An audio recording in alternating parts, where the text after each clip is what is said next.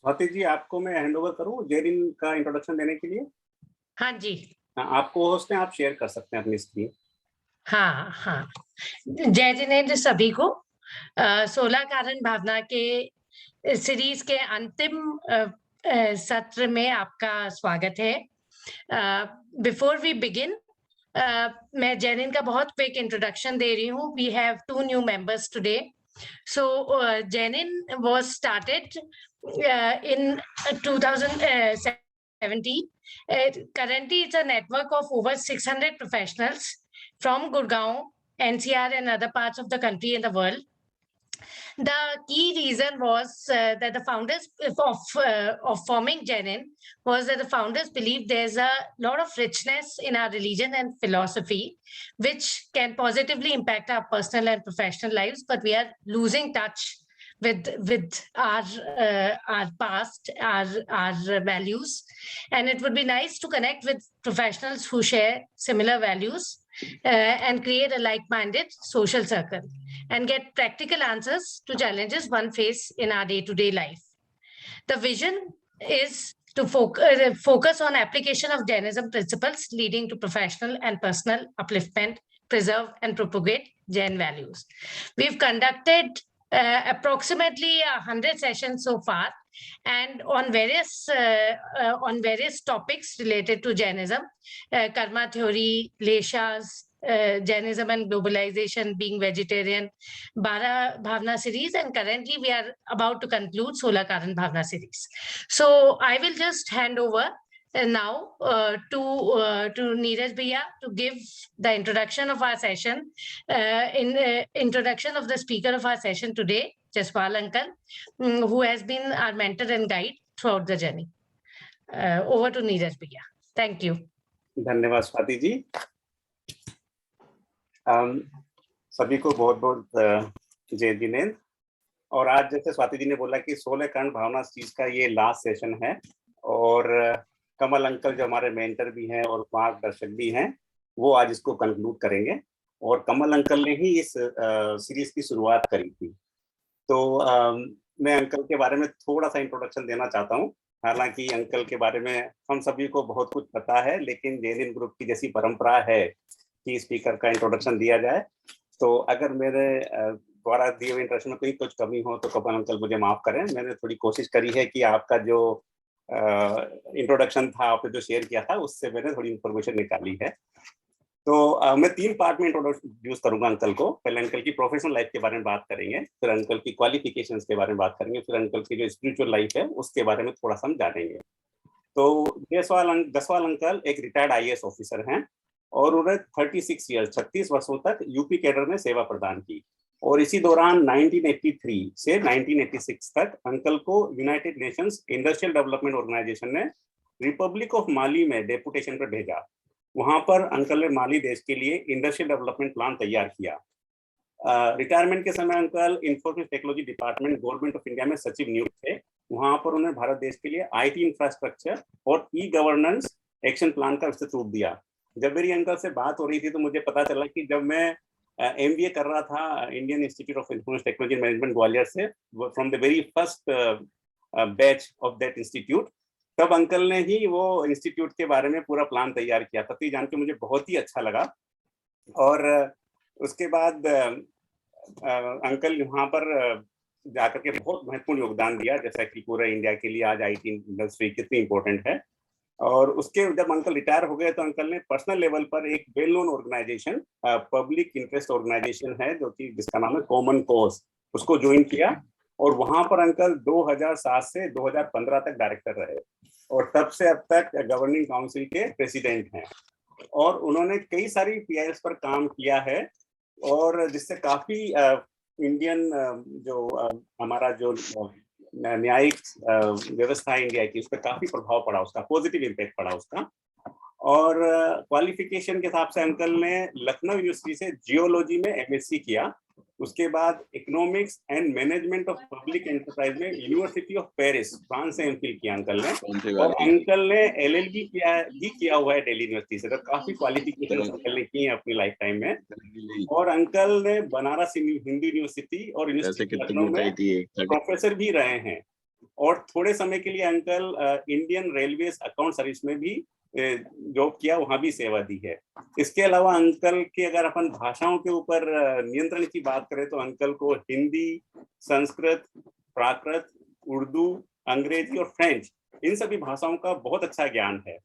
Uncle अपना पूरा समय अब जैन ग्रंथ और आगमों के अध्ययन में ही व्यतीत करते हैं, और जैसा हम सब जानते हैं कि जैनिन ग्रुप के सभी कार्यक्रम का संचालन अंकल के मार्गदर्शन में ही होता है। उनकी लीडरशिप में ही आज हम यहाँ तक पहुंच पाए हैं। अंकल के ऊपर मुनि श्री क्षमा सागर जी, आचार्य श्री विद्यासागर जी महाराज का बहुत प्रभाव रहा है, और मुनि श्री क्षमा सागर जी द्वारा लिखित आचार्य श्री विद्यासागर जी की जीवनी, जिसका शीर्षक आत्मान्वेषी है, उसका अंग्रेजी अनुवाद करने के लिए मुनि श्री ने स्वयं अंकल को कार्य सौंपा, जिसे अंकल ने 4 वर्ष की श्रद्धा पूर्वक मेहनत और योगेंद्र अंकल की प्रेरणा से पूरा किया। ये मैं उस बुक के थोड़ा सा देख रहा था इंटरनेट पे, तो मुझे बुक मिली, वहाँ अंकल ने काफी डिटेल में उसमें इंट्रोडक्शन लिखा हुआ है। उसमें अंकल ने अपनी वाइफ, अपने बेटे और अपनी बहू और वाइफ के अंकल और 2 और अंकल हैं उसमें, उनके बारे में उनको सबको काफी थैंकफुल रहे अंकल, काफी लिखा है अंकल ने वहाँ पे, तो वहाँ से थोड़ा सा भी इन्फॉर्मेशन निकाली है। और इस बुक को जब अंकल ने पूरा किया इंग्लिश में, तो मुनि श्री क्षमा सागर जी ने स्वयं वैलिडेट भी किया उसको, और उसके बाद इस बुक का सन 2006 में भारतीय ज्ञानपीठ के द्वारा इन क्वेस्ट ऑफ सेल्फ नाम के टाइटल से प्रकाशित किया। ये बुक अवेलेबल है परचेज करना चाहें तो, और हिंदी वाली बुक का तो पीडीएफ भी अवेलेबल है इंटरनेट पे, उसे डाउनलोड किया जा सकता है। और एक जानकारी और अंकल के बारे में कि अंकल एक कवि और शायर भी हैं, और वो हिंदी, अंग्रेजी और उर्दू तीनों भाषा में लिखते भी हैं। अंकल, मैंने थोड़ा ज्यादा समय ले लिया, लेकिन मैं आपका अनुरोध करूंगा कि आप हमारे सेशन को आगे बढ़ाएं और 16 कारण भावना सीरीज के सेशन को कंक्लूड करें और हमें मार्गदर्शन दें। Uncle, over to you. बिल्कुल जय जिनेंद्र, नीरज जी ने बहुत कुछ कह दिया, इसकी आवश्यकता नहीं थी, लेकिन ये उनका स्नेह है कि उन्होंने सब इतने विस्तार से बताना आवश्यक समझा। तो आज हम आवश्यक के बारे में बात करेंगे। तो सबसे पहले मैं ये कह दूं कि आज का जो आज मैं फिर आपके सामने उपस्थित हुआ हूँ इस श्रृंखला के अंतिम चरण में, अंतिम कड़ी में, और जैसे कि मेरी आदत है फिर बिना किसी तैयारी के और बिना किसी प्रेजेंटेशन के मैं आपके सामने उपस्थित हूँ। प्रेजेंटेशन की आप लोगों को आदत है और उसके बिना असुविधा होती है, पर उसके लिए मैं क्षमा याचना के अलावा और कुछ नहीं कर सकता। पर मेरा प्रयास ये होगा कि मैं थोड़ा व्यवस्थित ढंग से अपना कथन आपके सामने रखूं, और उसे 3 भागों में हम ले सकते हैं। वो थोड़े अलग अलग हैं, डिस्पैरेट हैं, क्योंकि इसका स्वरूप ही इस तरह का है। तो एक तो पहले भाग में हम बात करेंगे 14वीं 16 कारण भावना जो है, आवश्यका परिहाणे भावना। इसे लिया जाना था शील वृतेश नतिचार, जो तीसरी भावना है उसके साथ, क्योंकि इनका जो स्वरूप है और इनका जो तथ्य है वो लगभग मिलता जुलता है। पर उस प्रस्तुति में इसके साथ न्याय नहीं हो सका, समय इसको यथेष्ट नहीं मिला, तो बहुत जल्दी से सरसरी तौर पे इसको निपटा दिया गया। तो उसकी अब हम क्षतिपूर्ति कर रहे हैं। तो पहला भाग इसमें होगा। तो इस खंड में मैं आवश्यका परिहाणे का शब्दार्थ और उसकी व्युत्पत्ति यानी एटिमोलॉजी कि किस तरह से डिराइव हुआ है वो, और जो इसका वो है अभिप्राय है, आशय है कि किस तरह से जो लोगों की स्थिति है उसके अनुरूप उनके लिए क्या करना आवश्यक है, तो यतियों के लिए आवश्यक और श्रावकों के लिए आवश्यक। ये हम पहले भाग में करेंगे। दूसरे भाग में चूंकि एक ये अपेक्षा की गई थी, तो उसके अनुरूप हम ये बताएंगे कि 16 कारण भावनाओं का परस्पर संबंध क्या है, और विशेषकर दर्शन विशुद्धि की क्या महत्ता है, और कैसे दर्शन विशुद्धि में और सारी भावनाएं समाहित हो जाती हैं, उनका किस तरह से आपस में इंटरप्ले होता है। ये दूसरा भाग है। और तीसरा भाग आप लोगों के एक बहुत जिज्ञासा थी उसके समाधान के लिए है कि जिनवाणी हम किसे कहें। ये प्रश्न बार बार आया है कि जिनवाणी एक मंदिरों में, सब जगह घरों में एक पुस्तक पाई जाती है जिसपे लाल रंग की प्राय होती है, उस पर जिनवाणी लिखा रहता है। तो क्या वो जिनवाणी है, उसमें कौन सी चीज जिनवाणी में आएगी, कौन सी चीज जिनवाणी में नहीं आएगी, तो इस पे हम थोड़ा सा संक्षेप में वार्ता करेंगे। तो ये इस तरह से 3 भागों में आज का अभिकथन है। और फिर उसके बाद कुछ प्रश्न हैं जो लोगों ने भेजे हैं, तो उन प्रश्नों का उत्तर, उनकी जिज्ञासा समाधान श्री योगेंद्र जी करेंगे। और उसके बाद भी अगर कोई आज के कार्यक्रम पर कोई प्रश्न उठते हैं उनके अतिरिक्त भी, तो समय ने अगर इजाज़त दी तो उनके बारे में भी हम लोग चर्चा कर लेंगे। तो ये तो रही इसकी प्रस्तावना और उसकी संरचना आज की। तो अब हम आते हैं आवश्यक परिहार्य पहले खंड पे। तो इसमें आप देखें कि आवश्यक का एक जो सामान्य भाषा में अर्थ होता है वो भी इसके अंदर निहित है। आवश्यक का मतलब ये कि जिसे हम करना जरूरी समझते हैं वो आवश्यक है।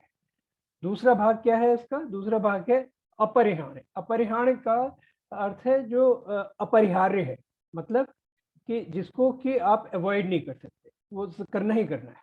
तो ये इसके दो हिस्से हो गए। पर एक इसका विशेष अर्थ है आवश्यक का, जो कि आगम संगत अर्थ है। वो क्या है कि वो अवश्य से आवश्यक निकला है। अवश्य किसको कहते हैं? अवश्य कहते हैं उसको जो कि अपने मन और इंद्रियों के वश में हो। मतलब ये कि जिसने अपने मन और इंद्रियों के ऊपर नियंत्रण पा लिया हो, संयत हो। तो ऐसा व्यक्ति जो कार्य करता है वो कार्य आवश्यक कहलाता है।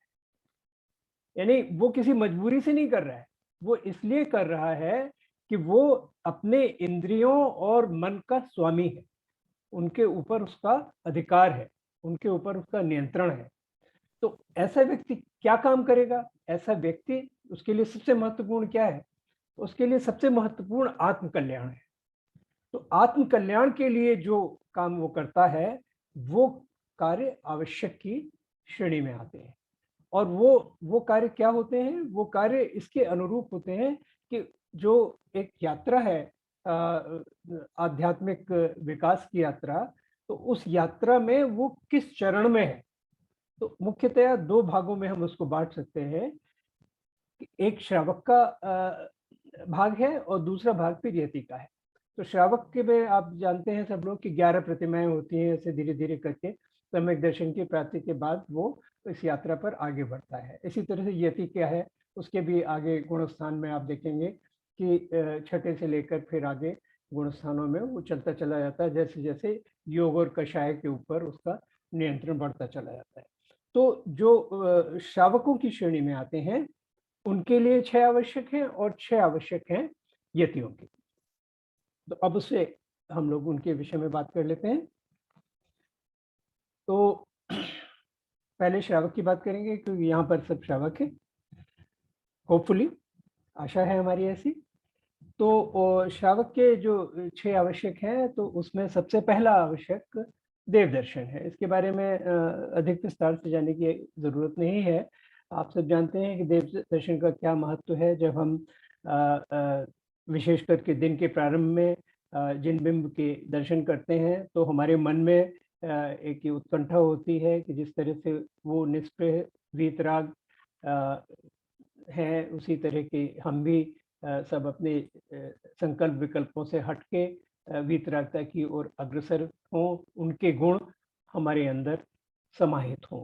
और ये भी माना जाता है कि जिन बिंब का दर्शन ही कभी कभी सम्यक दर्शन की प्राप्ति का कारण बन जाता है। सम्यक दर्शन की प्राप्ति जो कि बहुत दुर्लभ एक वस्तु है, और वो जिन बिंब के दर्शन से हो सकती है अगर परिस्थितियां उसके अनुकूल हो।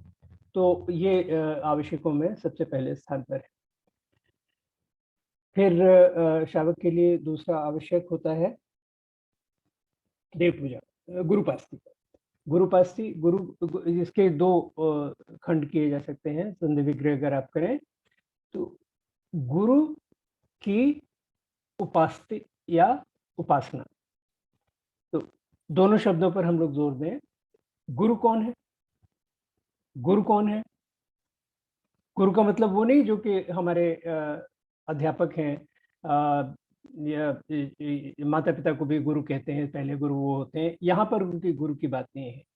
गुरु का मतलब है कि जिन्होंने पंच परमेष्ठी में अपना स्थान बना लिया है, वो गुरु है।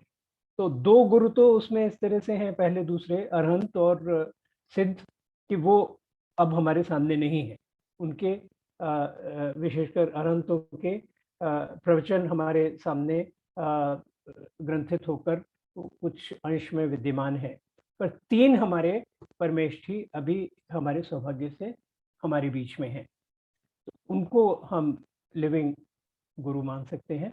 तो साधु और उपाध्याय और आचार्य, इनको हम गुरु कहते हैं। इनके विषय में ये है कि हम कैसे उनको पहचानेंगे। तो आचार्य समंत भद्र ने लिखा है कि विषयाशा वशातीतो, यानी विषयों की आशा या अपेक्षा के वश में न होकर, यानी उनके वश के अतीत होकर जो है, निरारंभो परिग्रह, यानी आरंभ किसको कहते हैं? आरंभ उन सब गतिविधियों को कहते हैं कि जिनके करने में हिंसा निहित होती है। तो जिन्होंने आरंभ का त्याग कर दिया है और अपरिग्रह है। परिग्रह भी दो प्रकार के होते हैं, अंतरंग परिग्रह और बहिरंग परिग्रह। तो सभी प्रकार के परिग्रहों का जिन्होंने त्याग कर दिया है, वो हमारे गुरु हैं, वही गुरु हो सकते हैं।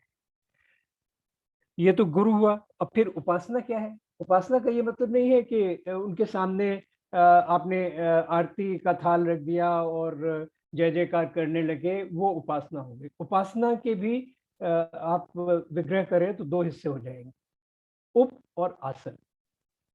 इसका मतलब, उप का मतलब होता है निकट और आसन का मतलब होता है बैठना। तो उनके निकट बैठना। अब उनके निकट बैठने का शाब्दिक अर्थ अगर आप ले लें तो ये नहीं कि आचार्य जी हैं तो आप उनसे सट कर जाकर बैठ जाए, वो उपासना नहीं हुई।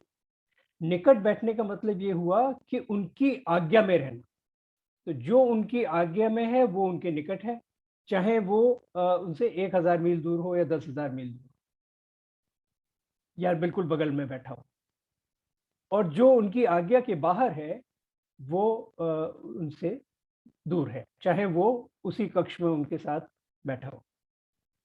तो इसका एक छोटा सा प्रसंग आचार्य मुनिषी क्षमा सागर ने लिखा है कि जब उन्हें आदेश दिया गया कि अब विहार करो और फलानी जगह जाओ, दूर जाओ, तो नवदीक्षित थे, शुरू से साथ ही रहे थे, तो उनको बड़ा आघात लगा। बोले कैसे हम छोड़ के जाएं, हम तो आपके पास ही रहना चाहते। तब आचार्य श्री ने उनसे कहा, जब तक तुम मेरी आज्ञा में हो तब तक तुम कहीं भी जाओगे मेरे पास रहो, और जिस दिन तुमने मेरे पास रहते हुए मेरी आज्ञा का उल्लंघन किया तो तुम मुझसे दूर हो जाओगे। तो पास रहने का, उपासना का अर्थ ये है कि गुरु के आज्ञा में रहना। गुरु ने जो मार्ग दर्शाया है, गुरु ने जो सिद्धांत प्ररूपित किए हैं, उनका निरतिचार पालन करना, ये गुरुपास्ती हुई। और उसमें और भी चीजें आ जाती हैं, जैसे कि उनकी आप आवश्यकता पड़ने पर सेवा करें, उनके लिए व्यवस्था करें, वो सब उसके अंदर आ जाता है। लेकिन असली जो अर्थ है उसका, जो अंतरंग अर्थ है, जो भाव के स्तर पर अर्थ है, वो ये है कि उनके आज्ञा के अंदर आप रहें। तो ये हुई दूसरी हमारी दूसरा आवश्यक। तीसरा आवश्यक स्वाध्याय है। स्वाध्याय का एक शाब्दिक अर्थ लगाया जाता है कि हम शास्त्रों को पढ़ते हैं, वो स्वाध्याय है।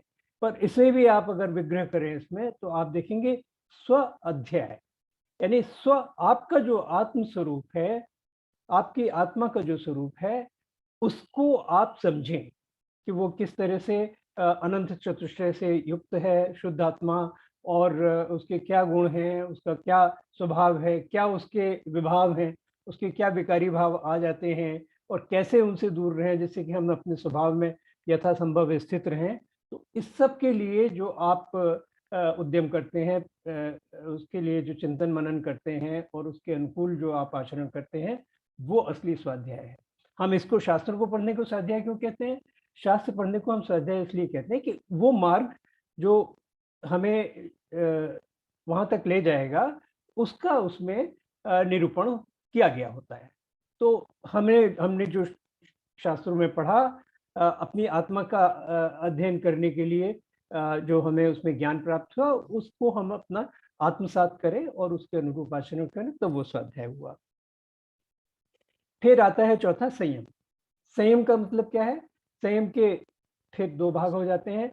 एक होता है इंद्रिय संयम, इंद्रियों और मन पर 5 इंद्रियां, और उसमें मैं विस्तार से नहीं जाऊंगा क्योंकि ये ऐसा विषय है जिस पे हम लोग बहुत विस्तार से पहले चर्चा कर चुके हैं। तो संयम 5 प्रकार, पांचों इंद्रियों के ऊपर आपका नियंत्रण, और मन के ऊपर, क्योंकि मन बहुत कठिन होता है, मन के ऊपर नियंत्रण करना कठिन होता है, और मन ही इंद्रियों को चलाता है। तो इंद्रियां भी सब मन के हुक्म में चलती हैं, तो इनके ऊपर आपका नियंत्रण करना, तो वो इंद्रिय संयम कहलाता है। और दूसरा कहते हैं प्राण संयम। तो जो, क्योंकि अहिंसा हमारा परमो धर्म है, तो इसलिए सबसे महत्वपूर्ण बात यह है कि हम उसका बिल्कुल दृढ़ मन से पालन करें। तो 6 प्रकार के जीव होते हैं। पंच स्थावर, सब जानते हैं इसको, इसमें जाने की जरूरत नहीं है। और छठा त्रस, जिसके अंदर सभी जिनमें की क्षमता है कि वो आत्मरक्षा के लिए विपत्ति के स्थान से हट जाएं, वो सब त्रस कहलाते हैं। और इन सब की हम रक्षा करें यथासंभव, क्योंकि सभी जीवों के अंदर एक ही सा जीव तत्व है, और उसमें और हमें उस स्तर पर कोई अंतर नहीं है। वो भी चेतना गुण से संपन्न है सभी जीव, तो इसलिए सभी की जीव रक्षा होनी चाहिए। तो ये हुआ संयम। और तप। तप में फिर 2 प्रकार के हो जाते हैं, अंतरंग और बहिरंग। और वो भी 6 होते हैं। उसे हम देख चुके हैं, इसी श्रृंखला में हमने किया है शक्तितस तप।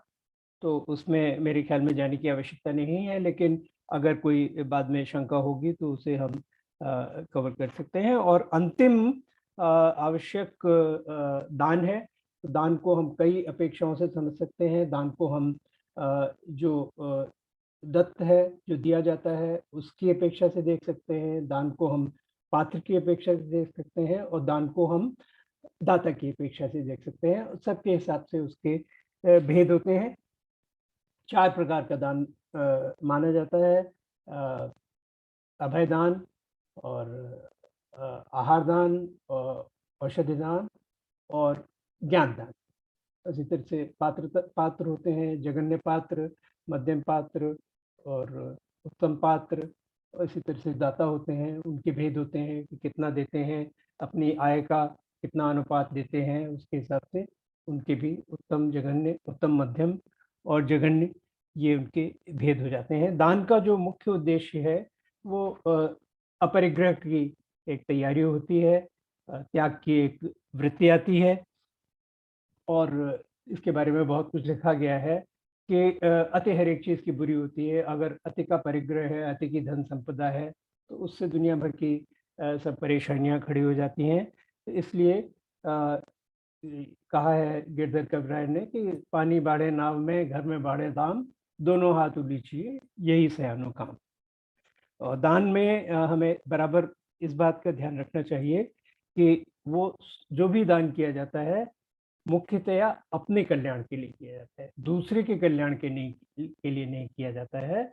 अपना कल्याण, दूसरे का कल्याण हो रहा है, इसमें हमारा कल्याण है, तो हमें अपना कल्याण करना है, इसलिए हम दूसरे को दे रहे हैं जिसकी आवश्यकता है। तो सपर कल्याण के का उसका प्रभाव होता है, और उसमें किसी भी प्रकार का अहंकार, उसमें किसी भी प्रकार की यशोलिप्सा, उसमें किसी भी प्रकार का निदान, ये सब नहीं होना चाहिए। तभी इस दान का माध्यम होता है। और सारे दानों में सर्वोत्तम दान जो है वो रत्नत्रय का दान है। तो किसी का रत्नत्रय अगर मान लीजिए डिग रहा है तो उसे आप दृढ़ करें, किसी को रत्नत्रय धारण करने की ओर प्रेरित करें, तो ये सबसे बड़ा उपकार हो सकता है उसके लिए भी और आपके लिए भी। तो ये तो हो गए हमारे श्रावकों के आवश्यक। और यतियों के आवश्यक सबसे पहले सामायिक, सामायिक इसलिए कि समता धारण ही हमारी सारी साधना का उद्देश्य है, वही उसका लक्ष्य है।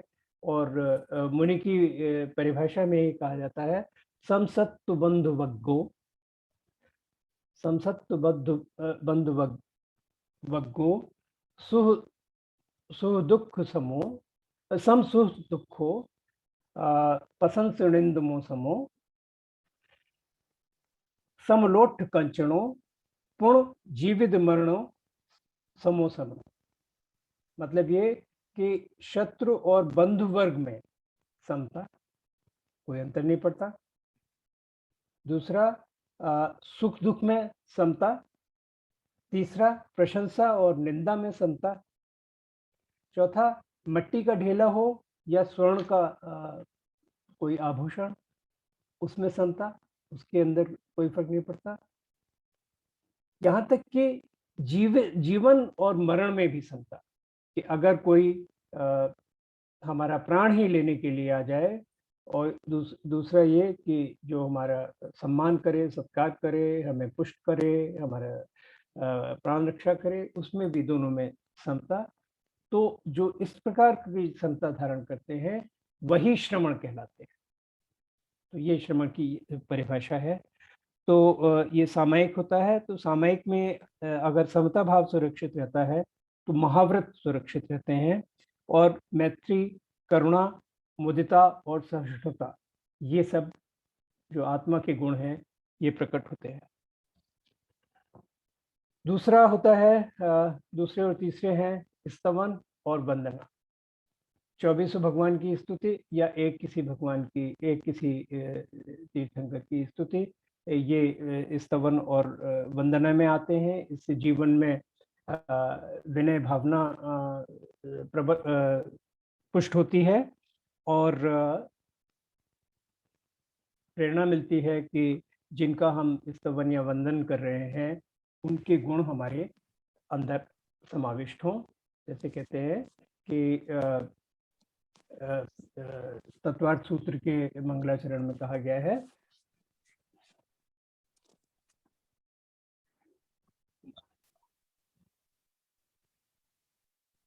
अब इसमें हाँ, वंदे तद्गुण लब्धे करके समाप्त होता है। मोक्ष मार्ग से नेतारम भेत्तारम कर्म भूव्रताम ज्ञातारम विश्व तत्वानाम वंदे तद्गुण लब्धे। हम वंदना अगर करते हैं तो किस लिए करते हैं कि उनके जो गुण हैं, जिनको कि अभी पहले बखान किया गया कि मोक्ष मार्ग से नेतारम। मोक्ष, नेता का मतलब होता है, नेता का मतलब सिर्फ लीडर नहीं होता है। नेता जो बना है वो नए धातु से बना है। नए का मतलब होता है ले जाना। तो जो मोक्ष मार्ग पर ले जाता है वो मोक्ष मार्ग का नेता है। मोक्ष मार्ग क्या है? सम्यक दर्शन, सम्यक ज्ञान और सम्यक चारित्र की जहाँ पे एक रूपता होती है वो मोक्ष मार्ग है। यही तो पहला सूत्र है ना तत्वार्थ सूत्र का। तो उस मार्ग पर जो हमें ले जाता है वो मोक्ष मार्ग का नेता है।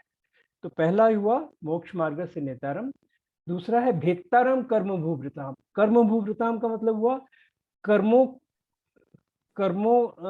का जो पहाड़ है। पहाड़ क्या हुआ? भूभृत।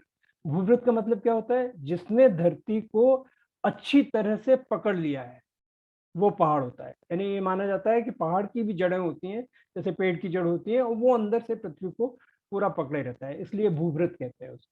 तो कर्मों के पहाड़ को जिसने भेद दिया है, सब संचित कर्मों को जो नष्ट कर दिया है जिन्होंने, तो वो मोक्ष मार्ग से नेतारम भेत्तारम कर्म भूभृताम ज्ञातारम विश्व तत्व नाम। विश्व के समस्त तत्वों के जो ज्ञाता है, यानी संक्षेप में कहा जाए तो वीतराग, हितोपदेशी और सर्वज्ञ। तो इन तीन गुणों के, इन गुणों की लब्धि हमें हो, उन गुणों की प्राप्ति के लिए हम वंदना करते हैं। तो ये स्तवन और वंदना का आवश्यक हुआ। फिर दो एक युग्म आता है, प्रतिक्रमण और प्रत्याख्यान। तो प्रतिक्रमण में जो एक में अपने दोषों की स्वीकृति होती है, समय समय पर हमारे जो विरत संयत मुनिराज हैं वो अपने पहले किए गए सब कार्यों की समीक्षा करते हैं और उसमें देखते हैं कि अगर कोई अत्याचार, कोई दोष, कोई किसी तरह से निर्मलता में कमी, तो उसको स्वीकार करते हैं। तो वो स्वीकृति प्रतिक्रमण कहलाती है। और प्रत्याख्यान होता है कि ये संकल्प करना कि भविष्य में इनकी इनकी पुनरावृत्ति न हो। इसका ये मतलब नहीं है कि एक बार आपने प्रत्याख्यान कर लिया तो फिर आगे कभी नहीं होगा। हो सकता है फिर च्युत हो जाए, फिर चूक हो जाए, लेकिन वो इच्छित नहीं होती, अनिच्छा से कभी-कभी इस तरह से प्रमादवश गलतियां हो जाती हैं। पर हर बार जब गलती हो तो उसकी स्वीकृति और ये संकल्प कि अब मेरा पूरा प्रयास, दृढ़ प्रयास रहेगा कि इसकी पुनरावृत्ति न हो। तो ये 2 आवश्यक हो गए, प्रतिक्रमण और प्रत्याख्यान। और अंतिम आवश्यक है कायोत्सर्ग। कायोत्सर्ग में शरीर से ममत्व छोड़ने की साधना होती है और तन, मन और वाणी को विश्राम देकर शरीर से निष्प्रह रहकर पंच परमेष्ठी का स्मरण किया जाता है। तो ये बार-बार करते हैं कायोत्सर्ग। जितनी भी कई सारी उनकी प्रक्रियाएं चलती हैं सारे दिन में, उनमें बार-बार, क्योंकि इस तरह से फिर शरीर के साथ ममत्व प्रोग्रेसिवली छूटता चला जाता है। तो ये आवश्यक जो होते हैं, इनको हर समय यानी हर दिन बिना किसी रिलैक्सेशन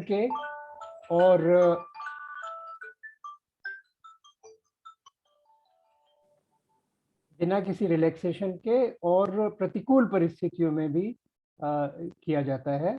इसका एक बड़ा सुंदर उदाहरण दिया है फिर क्षमासागर महाराज ने कि एक बार श्रीमती कुमारी उमा भारती जो तब मुख्यमंत्री थी वहाँ की मध्य प्रदेश की, उन्होंने इच्छा व्यक्त की कि आचार्य श्री के वो दर्शन के लिए आएंगे। और जो उन्होंने समय उसके लिए इंगित किया, वो समय ऐसा था कि जब आचार्य श्री को सामायिक करना होता है। तो उन्होंने संदेश भिजवा दिया कि उनके सामायिक का समय। पर मुख्यमंत्री जी की कुछ अपनी विवशताएं थी और वो उसी समय आ सकती थी, तो मना करने के बावजूद भी वो उस समय पर उपस्थित हो गई और उन्हें बता दिया गया कि महाराज तो सामायिक पर बैठे हुए। और जितना उनके पास समय था उतनी देर वो बैठी रहीं, वहाँ प्रतीक्षा करती रहीं और आचार्य श्री बाहर नहीं निकले और वो वापस लौट गए। तो यानी कोई अपवाद नहीं होता है इसमें कि मुख्यमंत्री आए हैं, मुख्यमंत्री के आने से समाज का बड़ा हित हो सकता था, समाज की जो धर्म की प्रभावना बहुत हो सकती थी, जो भी कुछ था। लेकिन सामायिक के आगे, सामायिक का जो समय है उसमें और कोई कंसिडरेशन सामने नहीं आ सकता। तो इस तरह से इस निष्ठा के साथ हमारे मुनिराज अपने आवश्यकों का पालन करते हैं। तो ये हमारा पहला भाग पूरा हुआ। अब हम आते हैं दूसरे भाग पर जिसमें हम ये कहेंगे कि देखेंगे कैसे दर्शन विशुद्धि का महत्व है और कैसे दर्शन विशुद्धि में अंकल एक बार ये जो आवश्यक आपने बोले हैं, एक बार जस्ट नेम रिपीट कर देंगे, जो बाद में 6 आवश्यक के बाद जो बोले हैं। क्या बोले? यानी मुनियों के अलग और श्रावकों के अलग? हाँ, मुनियों वालों के। मुनियों के सबसे पहले सामायिक, फिर स्तवन, फिर वंदना, प्रतिक्रमण, प्रत्याख्यान और कायोत्सर्ग। ठीक है, थैंक। तो मैं कमल एक चीज को स्वाति ने श्रावकों का नहीं पूछा, मुनियों का पूछा, क्योंकि वो आर्यिका बनने के चक्कर में रखते हैं। तो दर्शन विशुद्धि में हम लोग बहुत विस्तार से चर्चा कर चुके हैं। आपको याद होगा कि 2 सत्रों में हमने पहले दर्शन विशुद्धि और फिर उसके बाद सम्यक दर्शन और फिर सम्यक दर्शन की और निर्मलता और पराकाष्ठा दर्शन विशुद्धि, इसके बारे में बात की है। तो उन सब चीज़ों को मैं यहाँ दोहराने नहीं जा रहा हूँ, लेकिन एक ये बता दूं कि इसको आधार इसलिए माना जाता है कि सम्यक दर्शन के बिना तो कुछ संभव ही नहीं है। सम्यक दर्शन के बिना तो आप जैन भी नहीं माने जाएंगे। तो सम्यक दर्शन के लिए तो कम से कम प्राप्ति के लिए सभी को प्रयास करना होता है। तो सम्यक दर्शन में फिर जब और निर्मलता आती है तो तब हम आगे बढ़ना शुरू करते हैं। और वो निर्मलता कैसे आती है, तो इसके लिए कई सारी गणनाएं की जाती हैं। तो एक मैं सबसे बड़ी गणना पे चला जाता हूँ, जिससे कि जिसमें सब कुछ समाहित हो जाएगा, क्योंकि कई सारे दृष्टिकोण होते हैं, उसके हिसाब से लोग अपनी अपनी संख्याओं की बात करते हैं। इनमें परस्पर कभी इसमें विवाद नहीं होता है। तो मैं सबसे बड़ा वाला ले रहा हूँ जिसमें सब कुछ सारे सबसेट्स उसके अंदर आ जाएंगे।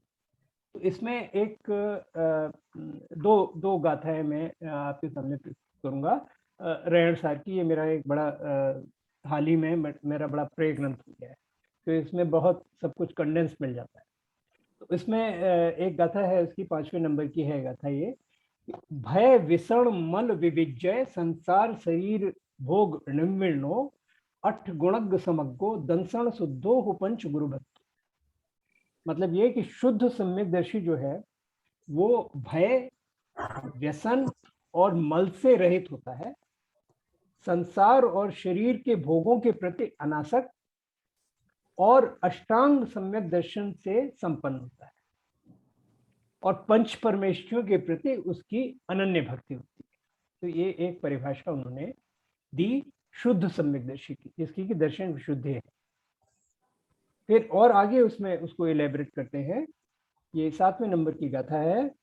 मय मूढ़ मणाय दणम संकाय वसण भय मई यारम जेसिम चौदाले देण संत ते होंति सदिट्ठी।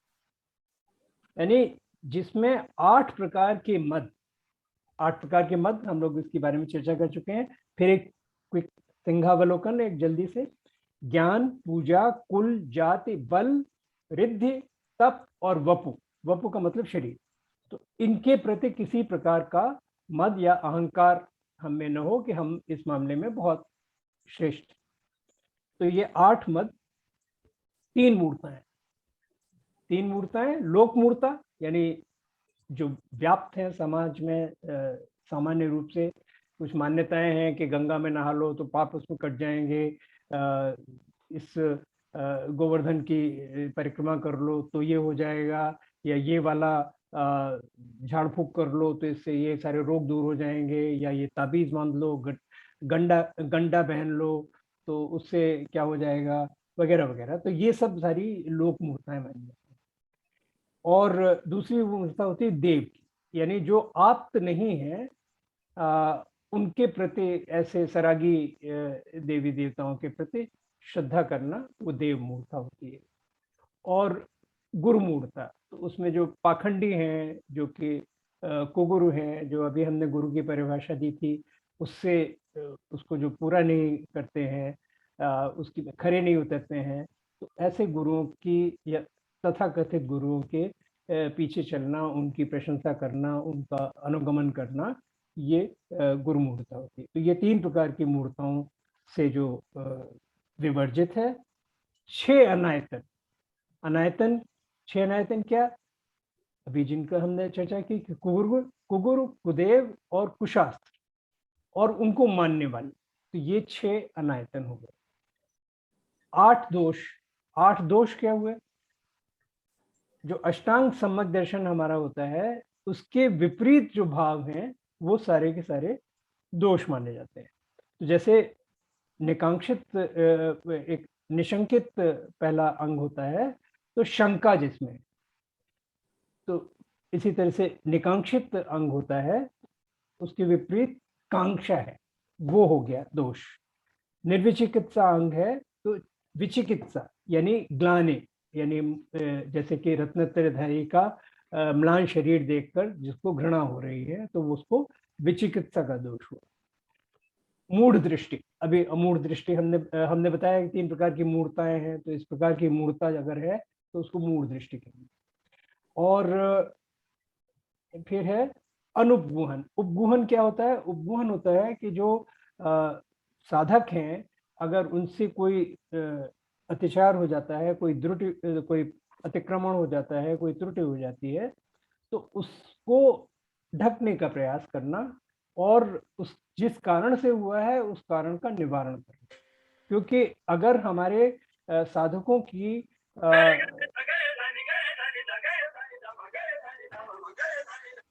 इसे आप सबको म्यूट कर दें प्लीज। तो जो हमारे साधक हैं, अगर उनकी त्रुटियों को समाज में प्रकाशित किया जाएगा तो उससे अप्रभावना होगी धर्म की। इसलिए हमारा ये कर्तव्य बनता है कि उस पर तो पर्दा रखें और चुपके से जाकर उन कारणों का हम निराकरण करें जिसके जो इस प्रकार की त्रुटियों में कारणभूत था। तो ये उपगुहन है।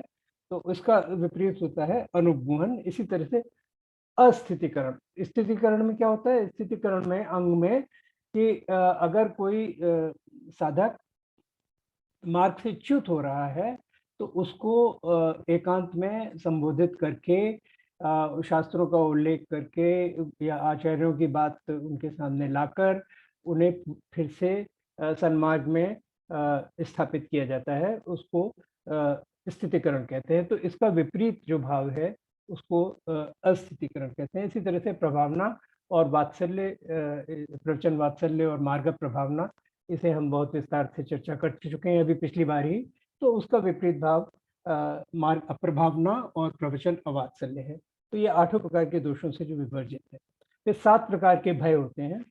इहलोक का भय, इस संसार में जहाँ हम रह रहे हैं तो उसमें तो भांति भांति की विपदाएं और प्रतिकूल परिस्थितियां आती हैं, उनसे भयभीत रहना। परलोक, परलोक के बारे में लोगों की आशंकाएं होती हैं, पता नहीं क्या गति मिलने वाली है, नरक जाएंगे, नरक में कैसे कैसे कष्ट मिलेंगे, उसका भय। फिर अगुप्ति, अगुप्ति होता है कि अपने मन में ये एक अविश्वास कि हम जो अपने मन वचन काय की दुष्प्रवृत्तियां हैं उन पर नियंत्रण नहीं रख पाए, ये एक प्रकार का, यानी एक ये भय इस बात का है कि कहीं हमसे इसमें चूक ना हो जाए, तो वो अगुप्ति है, वो भी एक भय है। अरक्षा, अरक्षा का अर्थ हुआ कि आप अपने आप को बहुत खतरे में हमेशा महसूस करें कि हमें कोई बचाने वाला नहीं है। तो आप ये कहेंगे कि ये तो बहुत अच्छी बात है, ये तो अशरण भावना की बात हो गई। तो अशरण भावना में ये होता है कि जो संसार में जो तथाकथित वो माने जाते हैं, रक्षक माने जाते हैं, वो वास्तव में रक्षक नहीं है। असली रक्षक अगर कोई है तो हमारा रत्नत्रय, हमारे देवशास्त्र गुरु, हमारे पंच परमेष्ठी, ये हमारे रक्षक हैं, उनकी शरण में जाना चाहिए। तो अशरण में वो भी निहित रहता है, यानी किससे किसको शरण नहीं मानना और किसको शरण मानना। जबकि इसमें यहाँ पर जबकि ये भय हम आरक्षा का भय कहते हैं, तो वो केवल आदमी वो फिर एक पैरानॉइड रहता है कि ये ना हो जाए, वो ना हो जाए, ये ना हो जाए, कोई बचाने वाला नहीं है, अगर यहाँ पे हो गया तो क्या हो। फिर मरण, इसके बारे में तो कुछ कहने की आवश्यकता ही नहीं है। वेदना, इसके बारे में भी कुछ कहने की आवश्यकता नहीं है, क्योंकि रोज ही हम लोगों को कुछ न कुछ वेदना होती है और उससे हम आतंकित भी रहते हैं। और फिर तीसरा है कि आकस्मिक, आकस्मिक 7वें प्रकार का भय है, कैसी कोई अनिष्ट हो जाए, कोई एक्सीडेंट हो जाए, कोई दुर्घटना हो जाए, तो उस बात से भयभीत रहना। तो इन सब से जो मुक्त रहता है। फिर 5 अतिचार, इसमें आप देखेंगे कि पुनरावृत्ति हो रही है। 3 तो इसमें वही हैं जो कि हमारे दोष हैं, पहले 3, शंका, कांक्षा और विचिकित्सा, क्योंकि यहाँ पर एक दूसरा स्टैंड पॉइंट है इसलिए इसको लिया जाए है, अतिचार में लिया गया है। और 2 अतिचार होते हैं, अन्यमत प्रशंसा और अन्यमत संस्था, यानी दूसरों का जो मत है, जैसे कि जो जैनेतर मत हैं जो कि केवली प्रणीत नहीं है, उन मतों के प्रति आप अगर बहुत श्रद्धाभाव रखते हैं, उनकी स्तुति वंदना करते हैं और उनकी प्रशंसा करते हैं, तो ये इससे सम्यक दर्शन का अतिचार होता है। तो ये कुल मिला के आप देखेंगे तो ये 44 हो गए, 8, 3, 6, 8, 7, 5। तो इन सब से मुक्त होगा तो तब हम ये कह सकते हैं कि ये असली सम्यकदर्शी है, विशुद्ध सम्यकदर्शी। तो इस प्रकार की जो स्थिति होती है उसे आप दर्शन विशुद्धि मान सकते हैं। तो दर्शन विशुद्धि को क्यों इसमें इतना महत्व देते हैं हम? दर्शन विशुद्धि को इसलिए इतना महत्व देते हैं कि आप अगर देखेंगे तो इसमें से आप सभी बाकी जो 15 भावनाएं हैं उनको आप डिराइव कर सकते हैं। अब हमारे पास थोड़ा समय कम रह गया है तो मैं उसमें नहीं जाऊंगा। लेकिन आपके सामने मैं कुछ उद्धरण रखना चाहता हूँ जो कि शास्त्रों के उद्धरण हैं और जो कि हमारे प्रामाणिक आगम ग्रंथ हैं, उनमें इस बारे में क्या कहा गया है। क्योंकि हम पिछले सत्रों में इस पर काफ़ी विवाद हुआ है, काफ़ी चर्चा हुई है कि क्या केवल दर्शन विशुद्धि पर्याप्त है तीर्थंकर प्रकृति के बंध के लिए, या कितनी और भावनाएं होनी चाहिए, या अपेक्षाकृत कौन अधिक महत्वपूर्ण है, प्रवचन वात्सल्य अधिक महत्वपूर्ण है, मार्ग प्रभावना अधिक महत्वपूर्ण है। तो उसी के बारे में मैं कुछ आपके सामने रखना चाहता हूँ। सर्वार्थ सिद्धि, जो कि एक बहुत प्रामाणिक और सबसे पुरानी टीका है आचार्य पूज्यपाद की लिखी हुई तत्वार्थ सूत्र पर, उसमें उन्होंने लिखा है ये 16 कारण हैं।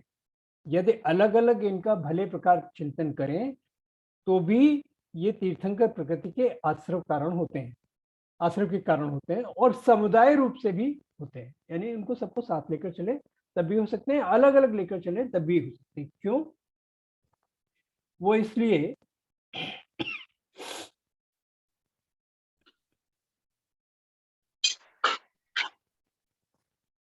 क्योंकि चरित्र सार में ये लिखा है कि प्रत्येक भावना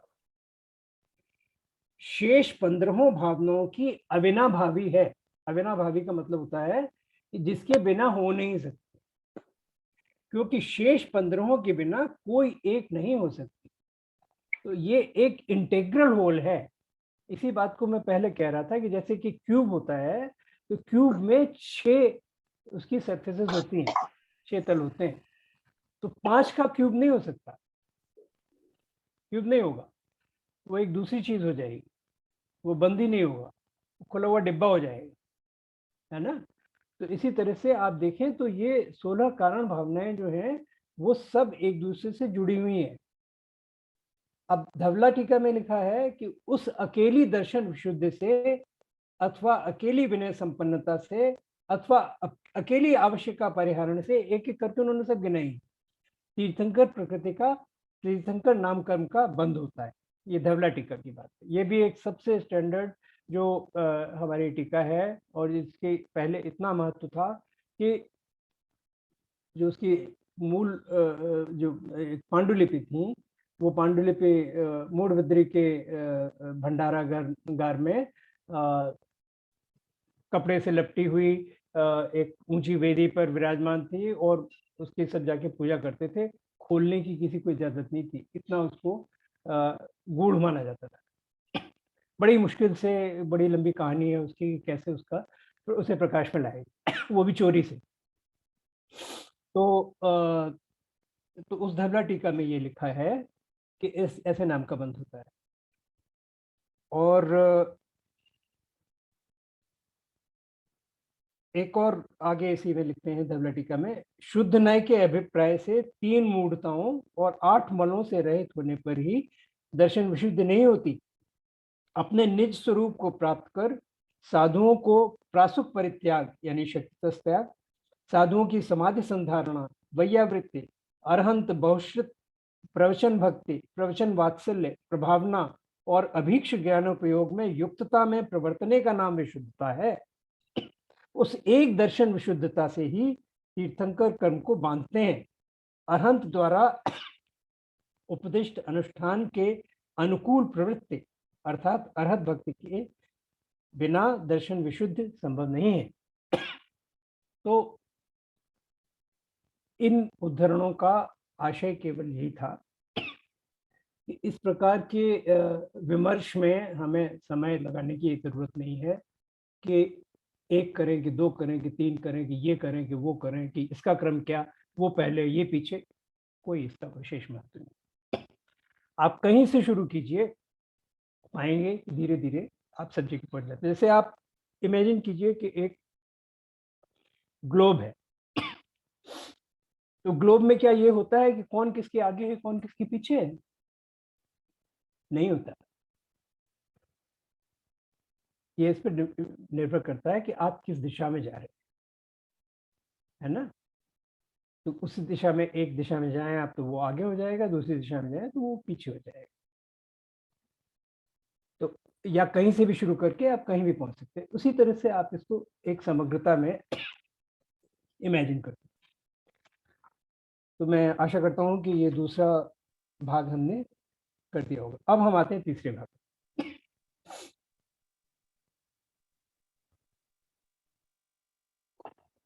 तीसरे भाग में ये एक बहुत महत्वपूर्ण प्रश्न था कि जिनवाणी है माने किसको। तो अब जिनवाणी क्या है वो तो हम पहले जानते हैं कि कहा गया है, जैसे आचार्य कुंद ने उसमें कहा है अपने पंचगुरु भक्ति में उन्होंने नमस्कार किया है शुद्ध को। अर्हंत भासयत्थम गणधर देवेहिम गंथियम सम्मम प्रणमामि भक्ति जुक्तो सुदनान महोदयम सरसा। मतलब ये कि अर्हंत द्वारा भाषित अर्थ, यानी अर्थ का मतलब यहाँ पे हुआ पदार्थों का निरूपण। अर्हंत द्वारा भाषित पदार्थों के निरूपण को सम्यक रूप से गणधर देवों द्वारा ग्रंथित किया गया, और ऐसा जो शुद्ध है वो ज्ञान का महासागर है, उसको श्रद्धा से मैं नमस्कार करता हूँ। तो ये जिनवाणी का उद्गम है, यानी मूल रूप में स्रोत पर अगर देखें, जैसे आप भागीरथी की यात्रा आप देखें पूरी, तो जहाँ पर गोमुख से उद्गम हो रहा है वो है ना। तो इस तरह से जो तीर्थंकर भगवान की समशरण में जो उनकी जो दिव्य ध्वनि होती है, जो उनकी वाणी खिलती है, उसको अपनी समझ से ग्रहण करके गणधर देव ग्रंथित करते हैं, उसको द्वादशांग में विभाजित करते हैं, और फिर उनकी आचार्य परंपरा से जो हमें प्राप्त होती है वो उससे वही सच्चे अर्थों में जिनवाणी है। अब बात आती है कि आचार्य परंपरा, आचार्य क्या है, आचार्य कौन होते हैं। आचार्य को हम जानते हैं कि जो संघ के नेता होते हैं, चतुर्विद संघ के अग्रणी हैं, और मुनियों को और व्रतियों को जो दीक्षा और प्रायश्चित देते हैं, ये तो उनका बाह्य रूप हुआ। लेकिन है क्या, तो उनको भी आचार्य कुंद ने पंचगुरु भक्ति में उनकी वंदना करते हुए जो कहा है वो भी विचारणीय है। तो मैं बताता हूँ। पंच महाव्य तुंगु, 5 महाव्रत के, तुंग का मतलब ऊंचे, यानी 5 महाव्रतों के पालन में जो तुंग हैं, जो ऊंचे हैं, है ना। पंच महाव्य तुंगो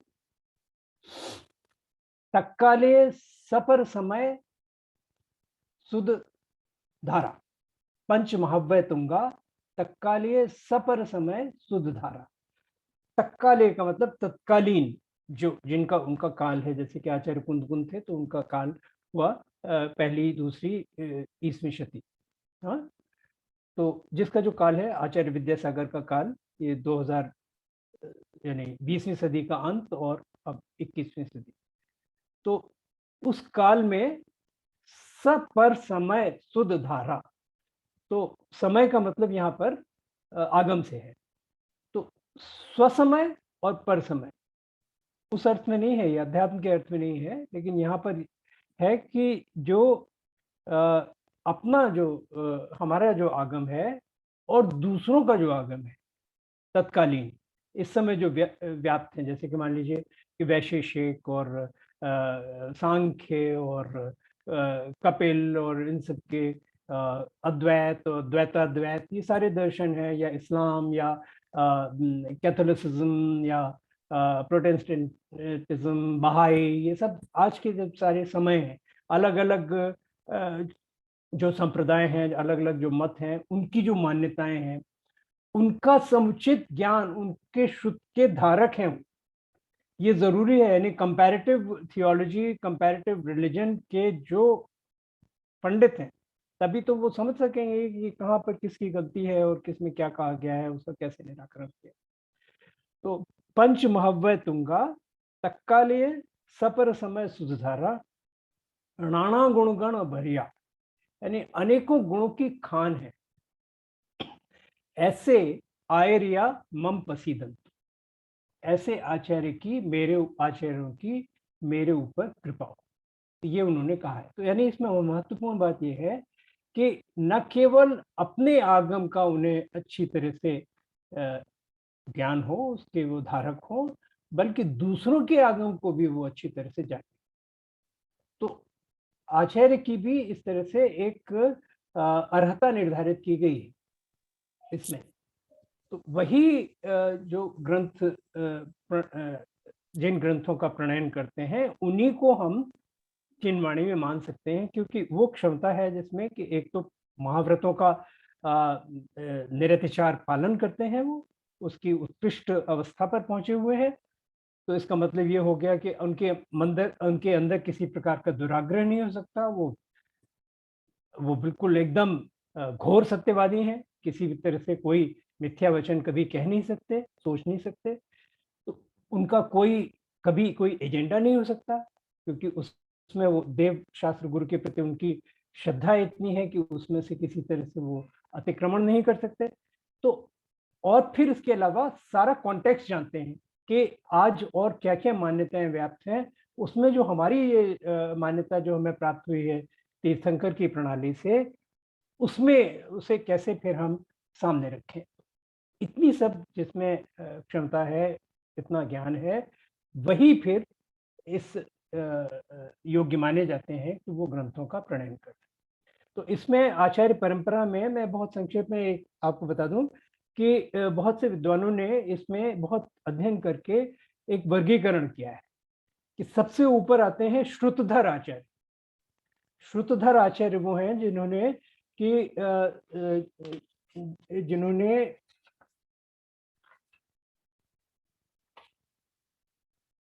जो हमारे मूल ग्रंथ हैं उनकी रचना की है, और जिसमें जिन्होंने सिद्धांत, कर्म और अध्यात्म साहित्यों का ग्रंथन करने वाले युग संस्थापक और युगांतरकारी आचार्य हुए हैं। यानी जिन्हें आप कह सकते हैं कि आचार्य कुंद का एक युग था, आप ये कह सकते हैं, क्योंकि उसको वो डिफाइन करते हैं, है ना। क्योंकि उन्होंने जो लिखा है वो आज भी हम उसी को दोहराते हैं और उसकी व्याख्या करते हैं। और आपने देखा होगा कि जब मंगलाचरण होता है तो उसमें आचार्य कुंद की भी वंदना की जाती है। तो इसलिए अब जो करंट युग है, इसी तरह से और पिछले युग से पहले हुए हैं, ऐसे ही आचार्य पुष्पदंत और आचार्य भूतबली का नाम लिया जाता है।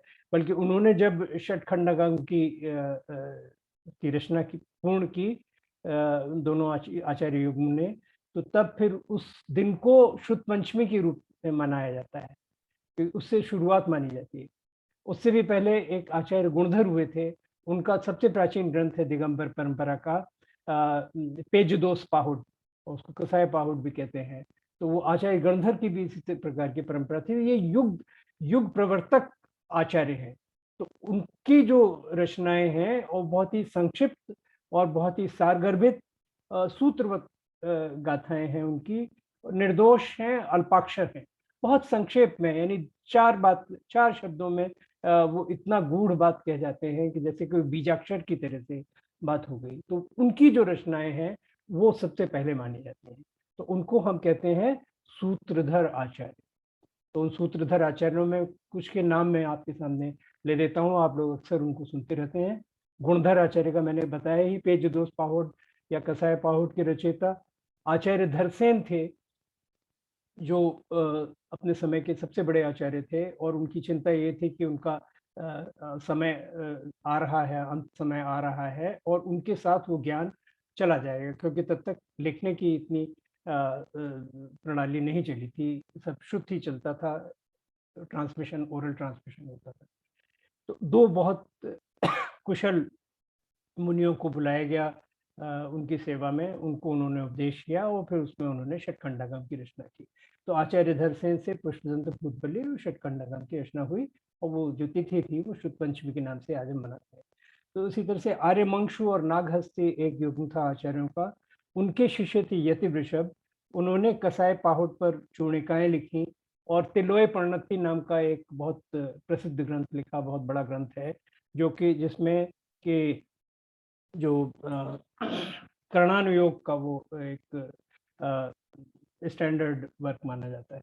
फिर आचार्य कुंद उनके क्या कहने, प्रवचन सार, समय सार, पंचास्तिकाय, नेम सार, 12 सरणवेखा, दंसड़ पाहुड़, अक्ष पाहुड़ हैं, चारित्र पाहुड़, सुत्त पाहुड़, बोह पाहुड़, भाव पाहुड़, मुख पाहुड़, लिंग पाहुड़, सील पाहुड़ और रायण सार, और फिर सारी भक्तियाँ, ये सब उन्होंने लिखी। 84 पाहुड़ का कहा जाता है उनको। बहुत सारे उसमें से अप्राप्य हैं, लेकिन जितना प्राप्य है वो भी बहुत कुछ है, और उसे अगर हम उसमें थोड़ा सा समय लगाएं तो मैं समझता हूँ कि वो समय का बहुत अच्छा उपयोग हो। फिर आचार्य वट्टेकर हैं, जिनका मूलाचार है, जो कि मुनियों के लिए एक बाइबल की तरह से आप मान लीजिए कि उसी का पालन करते हैं वो। आचार्य शिवार्य की भगवती आराधना है, वो बहुत प्रसिद्ध है। आचार्य कुमार कार्तिकेय का कार्तिकेय अनुप्रेक्षा है, और गृध्र पिच्छाचार्य, जिनका अपर नाम उमा स्वामी या उमा स्वाति है, उनका तत्वार्थ, उसके विषय में तो हम लोग बहुत चर्चा कर चुके हैं। तो ये हमारे कुछ श्रुतधर आचार्य हैं। फिर दूसरी श्रेणी के आचार्य जो होते हैं वो कहलाते हैं सारस्वताचार्य। तो सारस्वताचार्यों का सिद्धांत, कर्म और आध्यात्म साहित्यों का उनका मौलिक ग्रंथ प्रणयन होता है, और टीका साहित्य द्वारा वो प्रचार प्रसार भी करते हैं। तो ये बहुत वेल नोन सारस्वताचार्य हैं। आचार्य समंत भट्ट, जिनका रत्नकंडन श्रवकाचार्य है, और स्वयंभू स्तोत्र है। आचार्य पूज्यपाद, जिनका इष्टोपदेश हम लोग पढ़ चुके हैं, और जिन्होंने सर्वार्थ सिद्धि लिखा है। आचार्य मानतुंग, जिनका भक्तामृत स्तोत्र प्रसिद्ध है। आचार्य रविशेन, अकलंग देव, अमित गति, जिनकी वो 32 सामायिक की रचना है। अमृत चंद्र सूर्य, जिनका पुरुषार्थ सिद्धिपाय है, और नेमचंद्र सिद्धांत चक्रवर्ती, जिनका गोमट सार है, और भी तमाम उनके ग्रंथ। तो ये सारस्वत दूसरी श्रेणी के आचार्य होते हैं। तीसरी श्रेणी के आचार्य प्रबुद्धाचार्य कहलाते हैं। ये विवृत्तियां और भाष्य के रचयिता होते हैं, जैसे आचार्य शुभचंद्र का ज्ञानार्णव है, आचार्य वादिराज है। और फिर अंतिम जो श्रेणी है वो परंपरा पोषक आचार्य कहलाते हैं। तो दिगंबर परंपरा की रक्षा के लिए प्राचीन आचार्य द्वारा जो ग्रंथ निर्मित किए गए हैं, उनके आधार पर उन्होंने उनकी व्याख्याएं लिखी हैं, और उसमें भट्टारक, पार्श्वदेव आदि तमाम भट्टारक आते हैं। तो ये 4 इस तरह से वर्गीकरण हो गया। तो इसमें कम से कम जो पहले 2 हैं, उनको तो, उनकी रचनाओं को तो आप बड़ी आसानी से जिनवाणी के अंदर समाहित कर सकते हैं। अब बात यह है कि जैसे कि पंडित दौलत राम की लिखी हुई चीज़ें हैं, या पंडित ध्यानत जी की लिखी हुई हैं, या बनारसी दास जी की रचनाएं हैं, तो उनको जिनवाणी माने कि नहीं माने। आप उपचार से भले ही जिनवाणी उनको कह लें, लेकिन जिनवाणी के लिए जो अर्हता है, यानी जो आगम ग्रंथों की रचना के लिए जो अर्हता है, वो पंडितों में नहीं होती। न वो विशुद्धि होती है, न वो ज्ञान होता है, और न वो दर्शन होता है। तो इसलिए उनकी उतनी मान्यता नहीं है। लेकिन चूंकि उनका भी हमारे ऊपर बड़ा उपकार है, वो ऐसी सहज सरल भाषा में उसको लिखते हैं, तो उसे पढ़ के हमें बड़ा लाभ मिलता है। लेकिन उसको हम जिनवाणी नहीं मान सकते, पर आदर का पात्र वो अवश्य है, क्योंकि उससे हमें धर्म के स्वरूप को समझने में सहायता मिलती है। पर जिनवाणी तो हमें आचार्यों द्वारा, विशेषकर पूर्वाचार्यों द्वारा रचित जो मूल ग्रंथ हैं, उनको हमें जिनवाणी में मानना चाहिए। तो ये इस तरह से मेरा कथन पूरा हुआ, और आपने बड़े धैर्य से सुना, मैं आपका बहुत आभारी हूँ। अब कुछ प्रश्न प्राप्त हुए हैं, तो मैं ये अनुरोध करूँगा श्री योगेंद्र जी से कि उन प्रश्नों का उत्तर दें, और फिर अगर समय हुआ तो हम लोग चर्चा कर लेंगे। मेरे ख्याल में मैंने फिर समय कुछ अधिक ले लिया, और मॉडरेटर की कमी मुझे इसमें महसूस हो रही है। तो मॉडरेटर ने कुछ इसमें मुझे टोका नहीं, तो कम आंशिक रूप से तो मॉडरेटर भी जिम्मेदार है इस अत्याचार के लिए, है ना? पूरी तरह से जिम्मेदार। और अंकल, हम तो आपको सुनते रहना चाहते हैं, इसलिए टोकते नहीं है। तो प्रश्न हम रखें, स्टार्ट करें क्वेश्चन आंसर सेशन। आज फिर ऐसा लग रहा है 9:30 तक जाएगा सेशन हमारा, क्योंकि प्रश्न काफी हैं। नहीं, पर योगेंद्र जी ने उनके उत्तर बहुत अच्छे सब पहले से तैयार कर लिए हैं और वो बहुत जल्दी जल्दी निपटा देंगे उसको, कि मेरी कमी जो है वो उसको पूरा कर देंगे। अच्छा। चलिए स्वाति शुरू करेंगे। हाँ जी, हाँ जी, हाँ जी। मैं प्रश्न वैसे- रखूं पहले, एक बार जो हमारे लाइव श्रोता हैं उनसे हम पूछ लेते हैं कि उनके कोई प्रश्न है क्या, और फिर हम उस पर जाएंगे उन पे। तो किसी के कोई प्रश्न है? हमारे पास 16 कारण भावना स्पेसिफिक क्वेश्चंस आए हुए हैं, but I am seeing that there are many new folks as well as some regular folks. अगर उनके कोई क्वेश्चंस हैं तो पहले हम वो ले लेते हैं, ताकि थोड़ा वार्ता भी रहे, and then we'll get on to the questions which have come. Swati ji, एक मेरा छोटा सा सवाल है वाई के अंकल और कमल अंकल के लिए। मैंने ये सुना अंकल की जो सिद्धांत ग्रंथ हैं, सिद्धांत आगम है, उनको सायंकाल में नहीं पढ़ना चाहिए, तो इसका कोई कारण है क्या? जहाँ तक मुझे याद आ रहा है नीरज जी। हाँ जी अंकल। सायंकाल में थोड़ा सा अपने अंदर डलनेस आ जाती है, प्रमाद आ जाता है। प्रमाद। दो समय मिलते हैं ना, अपन देखो शाम का टाइम जब होता है थोड़ी सी डलनेस आती है, और उस समय सिद्धांत ग्रंथ अगर पढ़ेंगे जो कि बहुत कठिन होते हैं तो उनकी अभिनय होने की संभावना ज्यादा रहती है ना। ये एक मुख्य कारण है उसका। और कोई दूसरा कारण हो तो और कोई बताए। और फिर संध्या का समय, संध्या के लिए मैं बताऊं जी? बिल्कुल सही, बिल्कुल सही। मैं प्रदीप जैन बोल रहा हूँ। हाँ जी, बोलिए।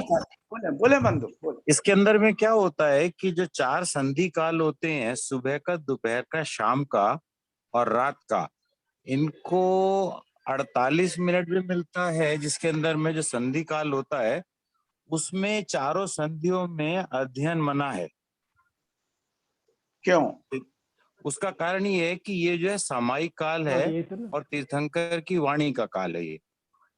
तो ये सामायिक काल होने से और तीर्थंकर की वाणी का काल होने से ये निषिद्ध माना जाता है सिद्धांत ग्रंथों के लिए। सही। Thank you. धन्यवाद। थैंक यू जी। अंकल बड़ा बेसिक क्वेश्चन है कि जैसे तीर्थंकरों के गुणों की आराधना के लिए किस चीज की स्तुति की जाए मन में, जैसे डेली जो है किस, and again very basic question but very apt for me. क्षमा सागर महाराज से एक दफे बात हो रही, चर्चा हो रही थी। उन्होंने मुझसे पूछा कि जब तुम देव दर्शन करते हो, अनंत भगवान को देखते हो, तो उसमें क्या समझते हो, क्या देखते हो, मुख्यतः किस बात की रहती है? 3 गुण होते हैं अपने अनंत भगवान के अंदर, सर्वज्ञ, हेतोपदेशी और तीसरा बीतराग, वो अपना बीतरागी, राइट। सर्वज्ञता तो तुम देख नहीं सकते, क्योंकि एमए की जजमेंट के लिए आपको एमए कम से कम होना चाहिए, है ना। हितोपदेशी, वो बोल नहीं रहे तो तुम उस वाले गुण को भी नहीं देख सकते। ये दोनों श्रद्धा के विषय हैं, राइट। लेकिन बीतरागता वो स्पष्ट झलकती है अनंत भगवान की मूर्ति में से, उस पर कंसंट्रेट करो और प्रार्थना करो, प्रभु थोड़ी सी ये मेरे अंदर आ जाए तो मेरा कल्याण हो जाए। जिससे मैं सबसे ज्यादा दुखी हूं वो बीतरागता की कमी की वजह से ही दुखी हूं। ये क्षमा सागर महाराज का मुझे पॉइंट काफी वैलिड लगा, और मेरे तब से मैं जब भी भगवान के दर्शन करता हूं तो बीतरागता के ऊपर ही कंसंट्रेट करता हूं, और कोशिश प्रार्थना भी ये करता हूं कि थोड़ी सी बीतरागता मेरे अंदर आ जाए। Thank you uncle. किसी और का कोई प्रश्न? ठीक है। मेरा एक सजेशन है स्वाति, जब भी कमल भाई का हुआ करे उसे 2 सेशन में रखा करो। कमल भाई की तबीयत खराब, फिर भी देखो कितनी करते रहे वो पूरी की पूरी, और पानी पी पी के उन्होंने पूरा कंप्लीट किया। मालूम है उनकी क्या हालत है हेल्थ वाइज भी, और वैसे भी परेशानियां। इनके लिए 2 सेशन होने चाहिए हमेशा, जब भी रखा करो तो। अंकल के पीछे लिखा हुआ है ओएसिस एक में लिखा हुआ है ओएसिस, तो ओएसिस है में भैया। नॉलेज है। हाँ, इसीलिए इनको 2 मिनिमम देने चाहिए। नहीं नहीं अंकल, हम अभी भी 2 में कर सकते हैं। वो तो हमें मतलब पहले से ही था कि definitely concluding session can go in 2। तो अभी जैसा भी सबका हो, अगर प्रश्न नेक्स्ट टाइम लेना है तो वी कैन डू दैट, नहीं तो अभी हम प्रश्न कंटिन्यू कर सकते हैं जो आए हुए हैं। किसी का भी कोई सजेशन हो तो। नहीं, आप योगेंद्र जी अगले से ये सेशन पूछ में लिया लें। जाए क्योंकि प्रश्न बहुत सारे हैं। नहीं, आप योगेंद्र जी से पूछ लें कि उसमें उन्होंने सारे प्रश्न देख लिए हैं, उनका उत्तर भी वो बना चुके हैं, और आप उनसे पूछ लें कि कितनी देर में उनका वो समाधान कर लेंगे उन जिज्ञासाओं का। मेरे विचार में तो 10 मिनट के अंदर वो हो जाएगा, तो अगर इसके यही लिए अलग से प्रश्न है फोकस तो 10 मिनट में हो जाएंगे, क्योंकि मैं जब समरी बनाता था उसमें मुझे हाईएस्ट मार्क्स मिलते थे, अच्छे मार्क्स मिलते थे। तो ये इसमें बहुत निष्णात हैं ये, इसीलिए ये काम मैंने दिया, क्योंकि मैं अगर इसका उत्तर देने लगूंगा तो फिर समय की सीमा नहीं रहेगी। नहीं तो मैं प्रश्न आरंभ करती हूँ। और एक प्रदीप जी का एक रिक्वेस्ट आया है कि, और मेरा भी था इनफैक्ट ये कमल अंकल, कि जो आपने आज इतना ज्ञान सागर हमारे सामने प्रस्तुत किया है, उसकी अगर आपने नोट्स ले रखे हैं तो उनके फोटो लेके हमें भी भेज दीजिएगा। हाँ, ये मैं कर इतना मैं कर सकता हूँ। हाँ। लेकिन मैं प्रेजेंटेशन नहीं बनाऊंगा। नहीं, विच इज परफेक्ट। और स्पेसिफिकली प्रदीप जी ने उनके लिए कहा है जो आपने वो गुरुओं के नाम लिए थे। Gurus elaborated with their writings. ठीक है। आई क्लैरिफाई कमल जी, जो आपने लास्ट में जो गुरु परंपरा बताई थी ना जी, और उनकी जो राइटिंग्स बताई थी, बस वो रिक्वेस्ट थी, जरा अगर आप मुझे। हाँ, अवश्य। हाँ जी, थैंक यू। हाँ जी, तो वाई के अंकल फर्स्ट क्वेश्चन है तीर्थंकर नाम क्वेश्चन की। मेरे पास है बेटी स्वाति। अच्छा, क्वेश्चन मेरे पास है, सब हैंडल कर लेंगे। हाँ, मैं क्वेश्चन पढ़ता हूँ, उनका जवाब देने की कोशिश करता हूँ। नंबर 1, तीर्थंकर नाम कर्म की उत्कृष्ट स्थिति 20 कोड़ा कोड़ी सागर की है। ये किसी सूत्र में लिखा हुआ है। मेरा इसका जवाब ये है कि ये कुछ गड़बड़ है इसमें, क्योंकि तीर्थंकर प्रकृति सम्यक दृष्टि की ही बंधेगी, और सम्यक दृष्टि के जो कर्म बंध होते हैं, कोई भी कर्म तीर्थंकर प्रकृति या कोई भी कर्म हो, वो अंतः कोड़ा कोड़ी सागर का ही होता है, यानी 1 कोड़ा कोड़ी सागर से कम। तो 20 कोड़ा कोड़ी सागर तो हो ही नहीं सकती। फिर भी मैंने कमल जी से पूछा था कि उनका जैन सिद्धांत कोश में जरा देख के बताएं, और उन्होंने मुझे फोटोग्राफ भेजे, उसमें भी यही आ रहा है, कहीं 20 कोड़ा कोड़ी सागर का जिक्र नहीं आ रहा, और टेक्निकली भी पॉसिबल नहीं है। और लिखा भी उसमें अंतः कोड़ा कोड़ी भी लिखा है। अंतः कोड़ा कोड़ी के अलावा कुछ हो ही नहीं सकता, क्योंकि कोई भी कर्म अंतः कोड़ा कोड़ी से ज्यादा नॉर्मल सम्यक दृष्टि का नहीं होगा, तो तीर्थंकर नाम कर्म बांधने वाले का कैसे हो जाएगा? राइट, एक बात। दूसरी बात है बेटे, हाँ, इसमें मेरा क्वेश्चन है कोड़ा कोड़ी सागर कितना होता है? अरे बाप रे, 1 करोड़ इंटू 1 करोड़ सागर है ना। और सागर क्या है? अब सागर में मत डूबना है ना, नहीं तो डूब जाओगे पूरे।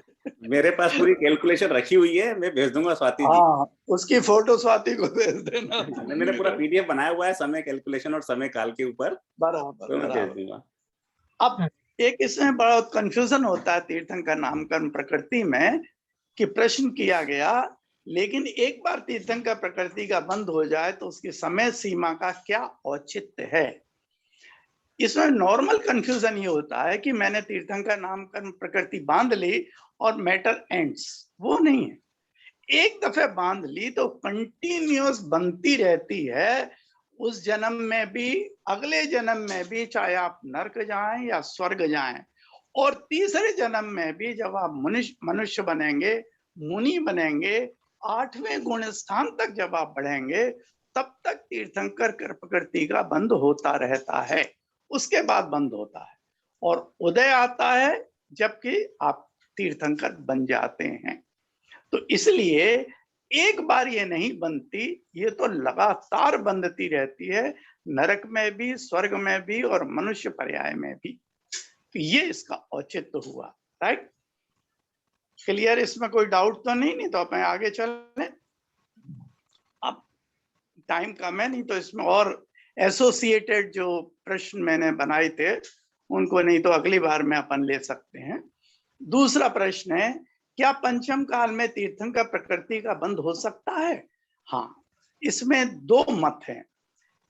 आचार्य नेमिचंद महाराज ने तो कहा नहीं हो सकता, पर बाकी सारे आचार्य इसमें साइलेंट हैं, जबकि छायक सम्यक दर्शन के लिए सारे आचार्य कहते हैं नहीं हो सकता, क्योंकि पंचम काल में केवली का पादमूल अवेलेबल नहीं है। पर यहाँ चूंकि दो मत हैं, इसलिए हम वो वाले मत को ग्रहण करेंगे जो हमारे फेवर में है। और हमारे फेवर में ये कि यस हो सकता है, और मैं भी तीर्थंकर प्रकृति का बंध कर सकता हूँ। और हमारे लिए फेवरेबल चीज ये है कि आचार्य विद्यासागर जी महाराज इस मत के हैं कि पंचम काल में बंद हो सकता है। बहुत से लोग मानते हैं कि आचार्य समंत भद्र ने बंद किया है, मानते हैं। हाँ, ये भी कहते हैं लोग। ठीक है, आगे यदि हाँ, तो इस काल में सम्यक दर्शन के साथ प्राणी मात्र के लिए उदारता संभव है? मेरा जवाब ये है कि मदर टेरेसा, महात्मा गांधी की उदारता देखिए कितनी थी, तो ये संभव क्यों नहीं है उदारता? मैंने तो यहाँ तक देखा है हिंसक पशुओं में ऐसी उदारता होती है जिसे देख के हमारे आंखों दांतों तले उंगली हम दबा लें। अगला प्रश्न है इसी में कि कौन से कम गुण स्थान में सम्यक दर्शन हो सकता है? तो इसका जवाब है चौथे गुण स्थान में सम्यक दर्शन की शुरुआत हो सकती है। और दूसरी तरह से अपन समझें तो जब भी सम्यक दर्शन होता है तो हम चौथे गुण स्थान में पहुंच जाते हैं। और यदि मेरा चारित्र पक्का है और मैं श्रावक हूं तो मैं डायरेक्ट पांचवें गुण स्थान में पहुंचता हूं, और अगर मुनिराज हैं तो डायरेक्ट सातवें गुण स्थान में पहुंच जाते हैं। तीसरा प्रश्न, दर्शन विशुद्धि भावना का एक और भावना से क्या आवश्यकता है? ये कमल भाई काफी डिटेल में बता चुके हैं, और वो भी कौन सी भी और कौन सी भी का क्या महत्व है, मेरे ख्याल से इसे समझाने की जरूरत नहीं, कमल भाई ने बहुत डिटेल में से। लेकिन जो प्रमाण सागर जी ने कहा है, कॉमन सेंस से वात्सल्य इसको सुटेबल लगती है, वात्सल्य भावना। लेकिन मेरे ख्याल से वो सर्किल वाला एग्जाम्पल बिल्कुल क्लियर है। ग्लोब या सर्किल, कोई भी एक भावना भाव घूम फिर के सारी भावनाएं उसमें कवर हो जाती हैं। छठा प्रश्न, अरहत भक्ति को व्यवहार में कैसे लाएं? अरहत तो हमारा गोल है हम सबका, और उनके गुणों के प्रति अहोभाव, जैसे तदगुण लब्धे वाला जो सिद्धांत है, जब हम उनका गुणगान करते हैं, पूजा आदि करते हैं, तो उसमें यही तो करते हैं अरहत भक्ति। और उसका व्यवहार रूप है कि जो मैं बनना चाहता हूं उनके गुणों की प्रशंसा करूं, उनका गुणानुवाद करूं, और वो गुण फिर मेरे अंदर आ जाए, क्योंकि मुझे भी अरहत बनना है। 7, चारों प्रकार की भक्ति क्या गुणों के बखान तक सीमित है या उनका व्यापक रूप है? यदि है तो व्यापक रूप क्या है? तो यहाँ पर इसका जवाब ये बनेगा कि गुणानुवाद तो स्टार्टर है, और एंड इसका अपने चारित्र में उतारना है। ये इसका व्यापक रूप हो गया। 8, दर्शन विशुद्धि संभव है? वो दर्शन विशुद्धि भावना तो हम लोगों के लिए संभव नहीं है। ऐसा क्यों भैया, क्यों संभव नहीं है? क्या मैं सम्यक दर्शन को निरत्याचार पूर्व पालन नहीं कर सकता? मैं लोक कल्याण की भावना नहीं भा सकता? यही दोनों तो इसकी मुख्य चीजें हैं। तो फिर हम दूसरी भावना क्यों भाएं? ये कमल जी काफी डिटेल में समझा चुके हैं। मात्र शुभोपयोग है इसलिए, या कोई खास प्रयोजन है? हाँ, ये खास प्रयोजन इसमें बहुत इंपॉर्टेंट है। इसके बहाने से सातिशय पुण्य हमारा अर्जन होता है और पापों का क्षय होता है। और इसका एक ज्वलंत उदाहरण अपने पुराणों में मिलता है शैणिक महाराज। शैणिक महाराज 7वें नरक का आयु बांध चुके थे, और उसके बाद जब उन्होंने तीर्थंकर प्रकृति को बांधा, तब आप देखिए उनके अंदर क्या हुआ, छायक सम्यक दर्शन प्रकट हो गया, और तीर्थंकर प्रकृति के साथ उन्होंने अपना 7वें नरक से घटा के पहले नरक में आ गए। 9वां, क्या 16 कारण भावना ही नमोकार मंत्र की तरह अनादिकालीन है? यस। क्यों है? इसका लॉजिक ये है कि क्या अनादि से तीर्थंकर नहीं हुए, और अगर तीर्थंकर हुए तो उनके लिए 16 कारण भावना कंडीशन थी। इसका मतलब 16 कारण भावना में नमोकार की तरह अनादि से ही चली आ रही है। मेरे ख्याल से 10 मिनट हो गए। परफेक्ट।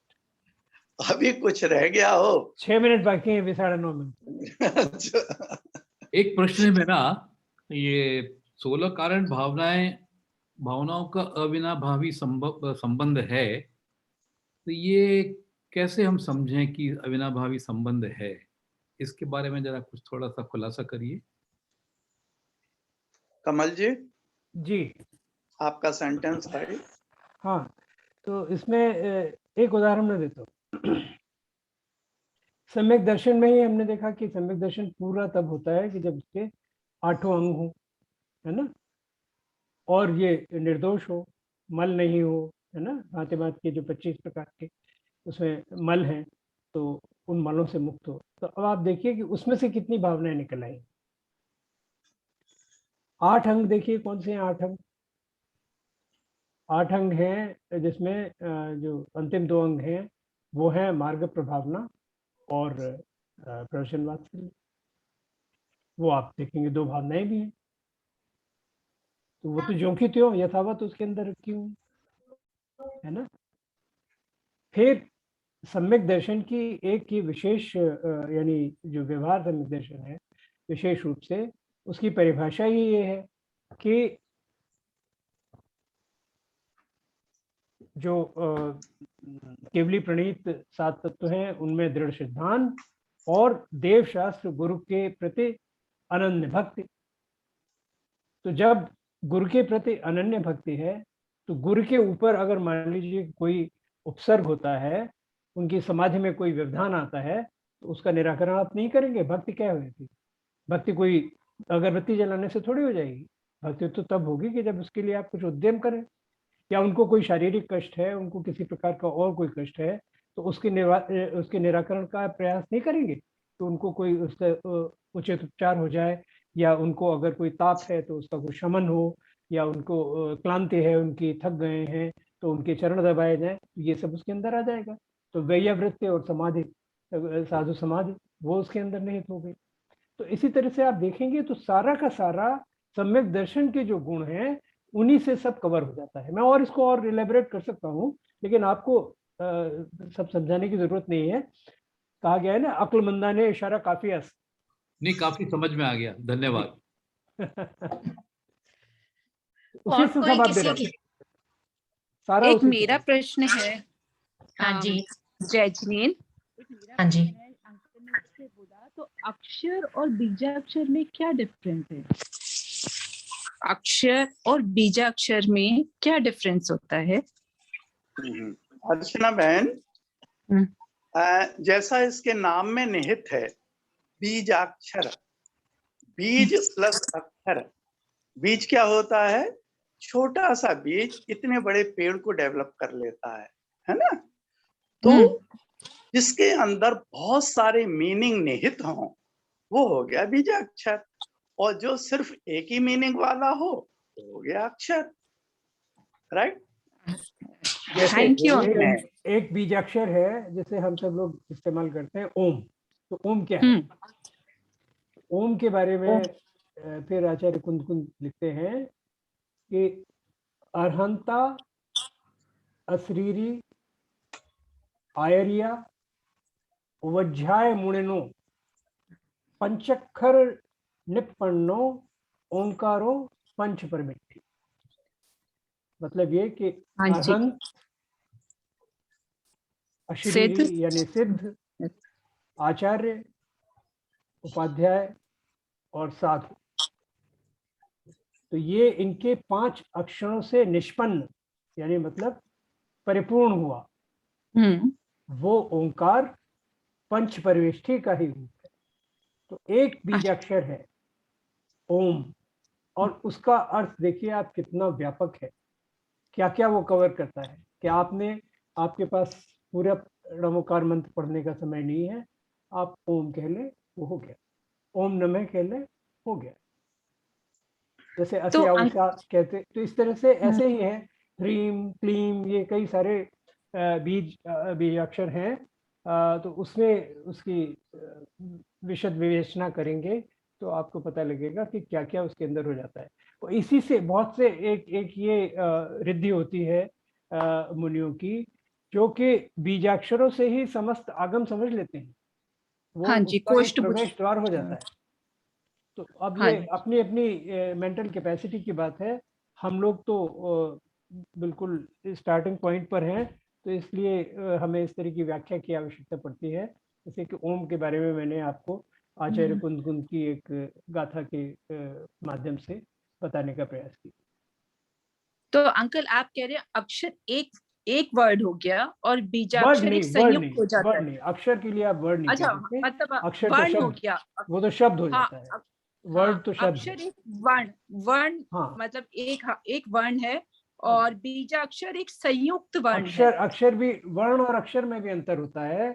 वर्ण में जब कोई स्वर लग जाता है, जब अक्षर में स्वर लगता है, तो तब फिर मिलके उसके योग से अक्षर बनता है, वर्ण बनता है। तो अक्षर का मतलब हुआ कि एक लेटर है। अच्छा, ठीक है।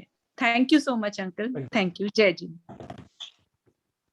अर्चना जी, आप तो जेन्युइन मेंबर हैं, आप वीडियो पे आएंगे तो अच्छा रहेगा। और मतलब मैं इससे ये कह रही हूँ कि हम 9:30 पे करीब हैं। जो भी लोग हैं, अगर वो वीडियो पे आएंगे तो हम एक फोटो लेना चाहेंगे इस कंक्लूडिंग सेशन की। तो if others can also come on the video, whoever can come। नहीं, पर ये श्योर हो गया कि ये कंक्लूडिंग सेशन है? नहीं, वो ना भी हो तो फोटो तो ले सकते हैं अंकल। नहीं, आप इसको कंक्लूड करते हैं, और अब जो भी प्रश्न आएंगे उनको हम अगले उसमें, अगली विपुल श्रृंखला भैया में है इस विपुल। हाँ जी, मैं लेती हूँ। एक बार कोई और ले सकते हैं, मेरे कोई फोन आ रहा है एक्चुअली। हाँ, एक फोटो ले लीजिए, तुम्हारे फोन बाद में लेने कर पे लीजिएगा। तुम्हारा फोटो ऐसे नहीं ले ली, आएगा। मैंने ले ली। स्वाति जी, मैंने स्क्रीनशॉट ले लिया है, मैं शेयर कर दूंगा अच्छा, आपके साथ। ठीक है, परफेक्ट। ग्रुप में डाल दीजिएगा आप, जेन्युइन ग्रुप्स में। स्वाति, मेरा कहना यही है कि एक सेशन और रखा जाए। हाँ, कुछ हाँ, मेरे भी पॉइंट्स हैं और लोगों के क्वेश्चन और आने दीजिए। हाँ, हाँ, हाँ, अपन चर्चा इसको नेक्स्ट सेशन में और करें, बिल्कुल, ताकि यानी सोलह कारण उसे केवल भावना प्रश्नोत्तर के रूप के में बारे रखें, में कुछ रह न जाए, है ना। उसको ना कमल? प्रश्नोत्तर का ही रखें सत्र में। हाँ, हाँ, प्रश्नोत्तर का ही सत्र होगा। बिल्कुल। खत्म हो गई कमल। उसमें एक काम कर सकते हैं जय जिनेंद्र, 16 कारण प्लस पास में जो सीरीज हुई है और भी कुछ जैन दर्शन के हाँ, बेसिक कोई भी क्वेश्चंस हैं, कोई भी वो भी पहले क्वेश्चन। भेज दें तो हाँ, वो कर सकते हैं अच्छे से, क्योंकि एक्सपर्ट्स हैं हमारे पास। बिल्कुल बिल्कुल। नरेश भैया हमेशा एक्सपर्ट्स जरूर हाईलाइट करते हैं। तो मतलब अब हमारा समय हो चुका है, हमने अपर लिमिट दी थी 9:30, तो हम सेशन को कंक्लूड करते हैं। Thank you so much Jaswal uncle, आपका इतना ज्ञान एग्जाम्पलरी है। आपको कैसे, मुझे लगा कि बाकी सब तो आपने लिख के रख रखा होगा तो आप बोल रहे हैं, लेकिन जब उन्होंने ओम का क्वेश्चन पूछा तब भी आपने कोई गाथा या सूक्ति बोल दी, तो मैंने कहा ये तो कुछ ज्यादा ही इंस्पिरेशनल है। एंड होप हम लोग आपके स्टूडेंट्स आगे तो मतलब इस दिशा में और ऐसा ज्ञान प्राप्त कर पाए। और वाईके अंकल अभी नहीं है, लेकिन वाईके अंकल जिस क्रिस्पनेस से आंसर करते हैं वो भी डेफिनेटली एग्जाम्पलरी है और मतलब बहुत ही प्रेरणादायक है। And thank you so much. ये सेशन भी काफी ज्ञानवर्धक रहा। इनफैक्ट कुछ तो ऊपर से भी गया है, लेकिन फिर भी बहुत ही काफी चीजें सीखने का मौका मिला। तो thank you so much Jaswal uncle, thank you for to all the audience, specially Kyawat uncle, जिन्होंने इतने अच्छे प्रश्न भेजे जिससे बाकी सब लोगों की भी डाउट्स क्लियर हुए। तो and I will specially like to, हाँ, जो आपने बात बोली ना कि जो अपना सेशन होता है आधे घंटे का स्पीकर का, उसमें हम 30% सीख पाते हैं, बाकी 70% कमल अंकल और वाईके अंकल से सीखने को मिलता है उसके बाद। तो इसलिए वो 1 घंटे का बाद में जो डिस्कशन है ना, वो से भी काफी कुछ सीखने को अपने को मिलता है। नहीं, आई थिंक वही हमारा यूएसपी भी है एक तरीके से, क्योंकि सेशंस के लिए तो बुक्स भी हैं, बट ये डिस्कशन इम्पोर्टेंट है। और मैं ऑल्सो जो हमारे आज न्यू श्रोता हैं उनका भी धन्यवाद करना चाहूंगी। और Shobhit ji, very nice to see you, I think you been regular, so thank you for joining, hope you are part of the genuine groups. और बस विद दैट, स्वाति अगला सेशन अगले रविवार को है या 15 दिन बाद? वो अंकल आप दिवाली के बाद ही कर लेंगे, बिकॉज थोड़ा लोगों को बिजी हो जाएंगे। तो पूरे 16 स्वाति जी, एक इन्फॉर्मेशन है, जो 16 करंट सीज की अपनी जितने भी सेशन हुए ना, उसकी एक मैंने प्ले लिस्ट क्रिएट कर दी है यूट्यूब पे, तो वो मैं शेयर कर दूंगा। तो अगर कोई देखना चाहे from first session to the last session, they are in sequence, तो वो मैं शेयर कर दूंगा। एक भैया वो थोड़ा सा हम उसके लिए भी पूछ लेते हैं सबसे अबाउट द पीपीटीज भी, क्योंकि पीपीटीज बहुत वैल्यूएबल थी हमारे सेशंस की। एक और प्रिंट स्क्रीन ले लीजिए, सुधीर सर भी हमारे सामने आ चुके हैं। Thank you so much sir for joining the session, hope it was, आपका म्यूट पे है sir. It was really very good. Professor Sudhir Jain has been a professor with IIT Delhi, JNU, I don't know how many universities he's been a part of, and a lot of publications under his name, and he's been my PhD guide as well. So I'm really privileged to have two of my mentors, both educational as well as spiritual mentor on this forum. IIT Delhi में क्या पढ़ाते हैं professor साहब? I had been teaching management, अच्छा, entrepreneurship and intellectual property rights. अच्छा, अच्छा, and economics. वाईके uncle ने अभी ज्वाइन किया है। वाईके अंकल, हम आपकी प्रशंसा कर चुके हैं। ये अच्छा हुआ मेरी बैटरी चली गई थी, ताकि मुझे प्रशंसा ना सुननी पड़े। But thank you so much for such a crisp messaging. और रिपीट भी नहीं करना, ओके? ठीक है स्वाति, इसे एक बहुत इंटरेस्टिंग चीज बता दूं जो सबके लिए बड़ी उपयोगी है। हाँ जी। बॉम्बे में हमारी ग्रुप में शशि, उनके यहाँ एक मालिश करने वाली लेडी आती थी, इलिटरेट, राइट? वो एक दिन इसने मालिश करी, बहुत थकी हुई थी और इसकी पूरी थकान निकल गई, तो इसने बोला, वाह आज तो तुमने आनंद कर दिया, फिर चली गई।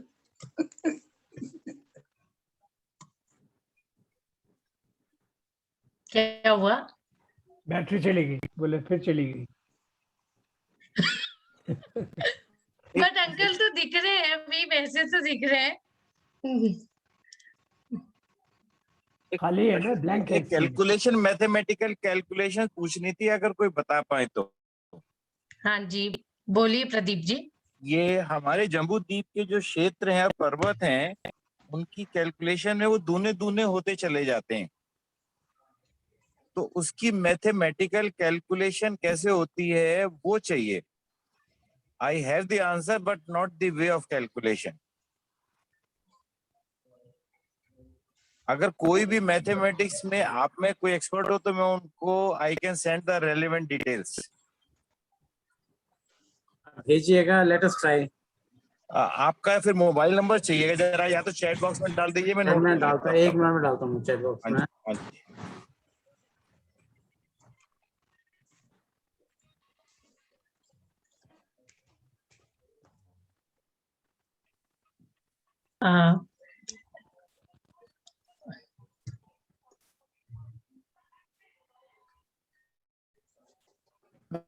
शशि प्रभा जी, आप भी जेन्युइन मेंबर हैं? I'm not sure if she's there. तो I think Pradeep ji next time definitely YK uncle तक भी आपका प्रश्न पहुंचा देंगे, और सुधीर सर भी देख लेंगे फॉर योर क्वेश्चन। आप क्वेश्चन भी भेज दीजिएगा हमें ग्रुप पे, and then we can see the answers in our next session. हाँ, वो मैथमेटिकल कैलकुलेशंस है उसकी। जो मैथमेटिक्स सीरीज होती है उसमें आता है ये, और थोड़ा बहुत मैथमेटिक्स पढ़े थे हम लोग, तो I hope with that mathematics और कुछ और एक्सपर्टीज को देख लेंगे इससे। और हाँ, जितना मैं जानता था, कोशिश भी की कैलकुलेशन का फॉर्मूला भी मैंने निकाल लिया था, but still I could not go through. थोड़ी दिक्कत आई, कहीं गलती है, some mistake I'm making. we'll find it out. Please, I'll definitely forward it to you, as well as on the group. So nice. It's my pleasure, sir, and I'll be obliged to get an answer. We'll try our best. Thank you so much, sir. ये मेरा विषय बिल्कुल नहीं है, मेरी जैन खगोल शास्त्र में कोई गति नहीं।